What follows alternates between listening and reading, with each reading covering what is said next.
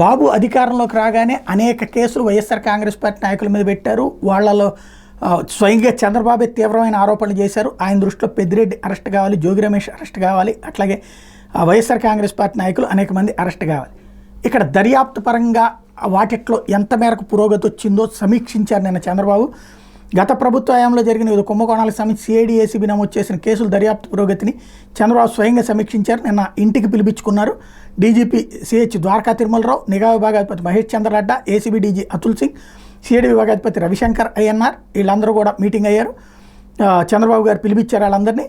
వైకాపా హయాంలో చోటు చేసుకున్న మద్యం కుంభకోణం, ఇసుక దోపిడీ, గనుల శాఖలో జరిగిన అక్రమాలు, మదనపల్లి దస్త్రాల దహనం కేసు, వీటన్నిటి మీదన ఎంతవరకు పురోగతి వచ్చిందో స్వయంగా ఆయన పర్యవేక్షించారు. అంటే దట్ మీన్స్ సీఎం గారు సీరియస్గా ఉన్నారని అర్థం.